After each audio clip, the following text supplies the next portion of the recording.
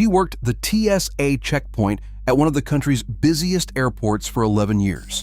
She screened hundreds of thousands of passengers. She watched the ground operations of every major airline that ran through that terminal day after day, year after year. She saw which carriers ran tight, organized ground crews, and which ones consistently had aircraft sitting at gates past departure with maintenance carts parked underneath them. She saw which airlines had crew members moving through the checkpoint with the focused calm of a well-run operation, and which ones had crews visibly stressed, running late, arguing with gate agents about equipment issues before they had even boarded. And when she left the job, one of the first things she told people she knew was which airlines she would not personally choose to fly. This video is based on her perspective, combined with the publicly available FAA enforcement records, DOT consumer complaint data, and documented safety investigations that back up what she and others in similar positions have observed from the ground level. Nothing here is speculation.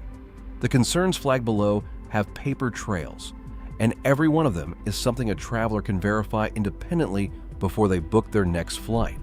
Here's what she wants you to know. The first thing to understand is what working the TSA checkpoint actually teaches you about an airline that you cannot learn from the outside. TSA agents do not inspect aircraft. They do not have access to maintenance records. Their job is passenger and baggage screening, and that is the lane they operate in. So when a former TSA officer talks about airline safety concerns, she is not claiming to have seen inside an engine or reviewed an airworthiness directive.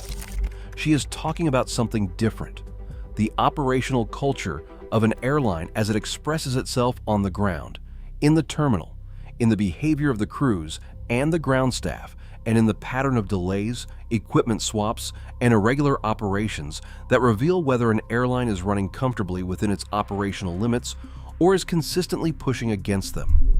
An airline that regularly swaps aircraft at the gate, that consistently has maintenance holds that push departures by an hour or more, that has crew members visibly frustrated and communicating poorly with ground staff, is showing you something real about how it manages its fleet and its people. Those patterns are visible to anyone who works in a busy terminal long enough to recognize them. And experienced TSA officers, like experienced gate agents and experienced airport employees of every kind, do recognize them. That context matters for what comes next. Spirit Airlines. Spirit is the most complained about airline in the United States by a significant margin, according to the Department of Transportation Air Travel Consumer Report, which has tracked consumer complaints by carrier for decades. In multiple recent reporting periods, Spirit's complaint rate per passenger carried has been 2 to 3 times higher than the industry average. The complaints are dominated by a few consistent categories: cancellations, delays, lost or mishandled baggage, and customer service failures.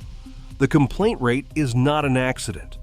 It is the predictable output of a business model that keeps base fares low by unbundling virtually every element of the travel experience and charging separately for things that other airlines include: carry-on bag fees, seat selection fees, fees for printing your boarding pass at the airport, fees for larger seats in a cabin where most of the seats are already smaller than industry standard because of tighter pitch configurations. The cost of flying Spirit on a route where you need a carry-on bag, a selected seat, and a checked bag frequently approaches or exceeds the price of a comparable ticket on a full-service carrier. What the ultra-low-cost model means beyond the fees is that every operational efficiency gets squeezed. Aircraft utilization rates are maximized. Turnaround times are compressed. The buffer built into the schedule to absorb routine delays is thinner than at legacy carriers. When something goes wrong, and in commercial aviation, something occasionally always goes wrong, the cascading effect through Spirit's tightly scheduled network is disproportionately large. A single mechanical delay in the morning can ripple through multiple aircraft and multiple routes across the entire day. From the checkpoint perspective, Spirit's ground crews at busy airports are frequently visible as among the most stretched in the terminal.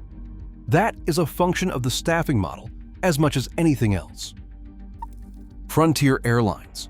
Frontier occupies similar territory to Spirit in the ultra-low-cost carrier category, and it carries similar operational concerns. In Department of Transportation mishandled baggage rankings, Frontier has appeared in the worst-performing tier of United States carriers across multiple recent reporting periods. Mishandled baggage is worth paying attention to as an operational metric because it reflects the efficiency and care of the ground handling operation, which is the same team managing aircraft turnarounds, loading, fueling, and the ground-level work that keeps departures on schedule. Frontier's consumer complaint rate has also ranked toward the higher end of United States carriers in recent Department of Transportation data. Like Spirit, the complaint categories skew toward cancellations, delays, and customer service responsiveness. Frontier's customer service infrastructure, like that of most ultra-low-cost carriers, is built around digital channels rather than airport-based service, which means that when something goes wrong in person at the airport, the resolution path is slower and more frustrating than with carriers that have robust gate agent staffing. The structural issue with ultra-low-cost carriers like Frontier and Spirit is not that they are not unsafe in a regulatory sense. Both carriers hold operating certificates. Both are subject to Federal Aviation Administration oversight, and both have safety records that are not dramatically distinguished from the broader domestic industry. The concern is that the economic pressure baked into their business model creates a culture where operational margins are thin, and where the consequences of that thinness fall disproportionately on the passenger. Allegiant Air.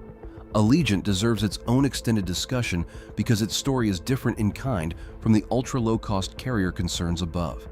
In 2019, the Tampa Bay Times and 60 Minutes jointly published an investigative report on Allegiant Air's safety record that drew significant national attention. The investigation documented an unusually high rate of serious in-flight incidents relative to the carrier's size, including mid-air engine failures, flights that had to turn back due to mechanical issues, smoke in the cabin, hydraulic failures, and pressurization problems. The investigation covered a period of roughly 5 years and found that Allegiant experienced a serious mechanical incident, defined as an incident significant enough to trigger an FAA report, at a rate substantially higher than comparable carriers. The investigation also examined the composition of Allegiant's fleet at that time, which included a significant proportion of older MD-80 series aircraft that were, even by the standards of that reporting period, aging narrow-body jets requiring more intensive maintenance attention. Allegiant has since modernized portions of its fleet, adding Airbus A320 family aircraft, and has made operational changes in the years since the investigation. In response, the FAA conducted its own review of Allegiant's safety management system. The agency has authority to take enforcement action against carriers that violate airworthiness requirements, and Allegiant has received FAA enforcement actions related to maintenance issues in its documented history. The point is not that Allegiant is uniquely dangerous among all carriers operating today. The point is that the documented pattern of incidents during that period, the nature of the investigation's findings, and the FAA attention it generated represent a level of scrutiny that is meaningfully different from what the major legacy carriers and the larger ultra-low-cost carriers have faced. Travelers who want to make genuinely informed decisions about which carrier to fly deserve to know that this record exists, and that they can read the original investigation themselves. American Airlines. Including a major legacy carrier on this list requires a different kind of framing because American Airlines is one of the largest airlines in the world, operates tens of thousands of flights annually, and its aggregate safety record is broadly consistent with the rest of the domestic major carrier group. The concern with American Airlines is more specific and more recent. American has faced FAA enforcement actions related to its maintenance practices that have generated significant attention within the aviation safety community. In 2010, the FAA fined American Airlines $24.2 million for operating aircraft that had not received required fuselage inspections, one of the larger maintenance-related fines levied against a major U.S. carrier at that time. More recently, American has outsourced maintenance work to third-party facilities, and that outsourcing has been a subject of scrutiny from both the FAA and from pilots' unions. In 2019, the pilots' union raised formal concerns about maintenance quality standards at some third-party facilities used by the carrier. Third-party maintenance outsourcing is legal and common across the industry, but the quality control standards at outsourced facilities vary, and ensuring consistent compliance across a network of external contractors requires robust oversight. American has also dealt with a pattern of airworthiness directives, orders from the FAA that require specific inspections or repairs on aircraft types or components, and in some cases, these directives resulted in groundings or operational restrictions. Airworthiness directives are a normal part of aviation safety management and are issued across all carriers. The pace and nature of the directives affecting American's specific fleet composition in recent years have been notable enough to warrant mention in the context of an informed traveler's decision-making. None of this makes American Airlines categorically unsafe. The vast majority of American's flights operate without incident. The concern is about documented patterns that a traveler making an informed decision deserves to factor in. If this kind of information is useful to you, hit subscribe. New travel content every week covering the things airlines and airports know that most passengers do not. Now let's talk about how to actually use all of this. The FAA safety rating system and what it misses. Every commercial airline operating in the United States holds an FAA operating certificate and is subject to ongoing safety oversight. The FAA's oversight framework is genuinely rigorous by global standards, and the United States commercial aviation safety record over the past decade has been, broadly speaking, very good. Accidents involving fatalities on major United States carriers are statistically rare, but the FAA certification and oversight system measures regulatory compliance. It does not measure operational culture, maintenance culture, or the degree of comfort with which an airline operates within its regulatory requirements. An airline can be technically compliant with every FAA requirement and simultaneously be operating with tighter margins, less redundancy in its maintenance scheduling, and a more reactive rather than proactive approach to safety than a competitor that exceeds minimum requirements. The difference between an airline that meets the minimum and an airline that builds meaningful safety margin above the minimum is not visible in the operating certificate. It is visible in incident rates, near-miss reporting rates, pilot and mechanic culture surveys, union safety grievance records, and the kind of investigative journalism the Tampa Bay Times conducted on Allegiant. The ultra-low-cost carrier model and maintenance culture.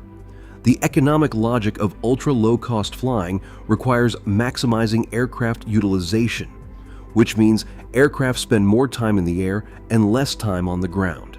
Maintenance windows are scheduled around flying schedules rather than flying schedules being built around maintenance windows. This is not illegal. It is managed within FAA regulated maintenance intervals. Experienced commercial aviation mechanics who have spoken publicly about the difference in maintenance culture between legacy carriers and ultra-low-cost carriers have consistently noted that the pressure to return aircraft to service quickly is more intense at carriers where the margin between revenue and cost is thinner. That pressure does not necessarily produce unsafe outcomes, but it creates a culture where the path of least resistance is to address the minimum required issue and return the aircraft to service, rather than to address adjacent concerns proactively while the aircraft is already grounded. Pilots at ultra-low-cost carriers have raised similar concerns through their unions. Records of safety grievances filed by pilot unions at Spirit and Frontier are public documents in some cases, and the categories of concern raised are worth reading for anyone who wants a ground-level perspective from the people flying the aircraft. The FAA maintains a publicly searchable enforcement database on its website. It shows enforcement actions taken against airlines, including fines and compliance orders related to maintenance and safety violations. The database is updated regularly, and it is searchable by carrier name. The Department of Transportation publishes the Air Travel Consumer Report monthly. It includes complaint rates, on-time performance, mishandled baggage rates, and denied boarding statistics by carrier. The report is free and publicly available, and it is one of the most directly useful tools for comparing airlines across operational metrics that have real effects on travel quality. AirlineRatings.com is an independent aviation safety and product rating organization. It publishes annual safety ratings for airlines worldwide based on audit results, incident history, fleet age, and regulatory standing. Their methodology is transparent, and rankings are updated when new information warrants changes. They are not the only source worth consulting, but they are a credible one. ASRS, the Aviation Safety Reporting System operated by NASA, maintains a database of voluntary incident reports submitted by pilots, flight attendants, air traffic controllers, and mechanics. These are anonymous reports of safety concerns and incidents. Reading reports filtered by carrier or aircraft type gives a ground-level sense of the operational concerns raised by the people inside those aircraft every day. The routes and airports where risk is higher. One dimension of this conversation that often gets missed is that the airline on the ticket is not always the airline operating the aircraft. Regional flying, the short hop routes connecting smaller cities to major hubs, is frequently operated by regional carriers flying under a mainline carrier's code in arrangements called code shares or wet leases. When you book a Delta flight from a regional airport to Atlanta, the actual aircraft may be operated by SkyWest Airlines, Endeavor Air, or another Delta connection carrier. When you book an American flight from a small city to Dallas, the operating carrier might be Envoy Air or TSA Airlines. These regional carriers operate under their own FAA certificates, and they have their own safety records, which may or may not be identical to those of the mainline carrier whose brand appears on the ticket. Regional flying also involves smaller aircraft, shorter runways, more weather-exposed approaches, and the earlier career pilots who build hours on regional routes before moving to mainline operations. None of this makes regional flying categorically more dangerous, but it does make the operating carrier worth checking before you assume that the brand on your ticket tells you who is actually flying the plane. You can find the operating carrier information on your booking confirmation or by calling the airline directly. What the TSA perspective adds, and what it honestly does not. It would be dishonest to frame the TSA checkpoint experience as a complete window into airline safety. The honest version is that it is one window among several, and it shows a specific slice of how an airline operates that has genuine signal value, but that needs to be understood for what it is. What the checkpoint experience does reveal is operational culture at the ground level. An airline whose crews are consistently stressed, whose maintenance holds are frequent and visible, whose ground operations look like they are perpetually running behind, is showing you something real about whether that carrier operates with margin or without it. That observation does not override the regulatory record, but it supplements it in a way that numbers on a page cannot fully capture. The honest recommendation from someone who has spent years watching this up close is not to avoid flying entirely or to refuse to fly any of the carriers named above under any circumstances. Commercial aviation is genuinely safe by almost any comparative measure. The recommendation is to be an informed consumer. Look at the DOT data. Check the FAA enforcement record. Know who is actually operating your regional flight. Understand what the ultra-low-cost model means for your experience when something goes wrong, and factor all of it in when you decide whether saving $40 on a Spirit ticket to Fort Lauderdale is actually a saving when you account for the fees, the delays, and the customer service experience waiting on the other side. The information is public. It has always been public. Most people just never knew to look. Hit subscribe if you want to keep knowing where to look.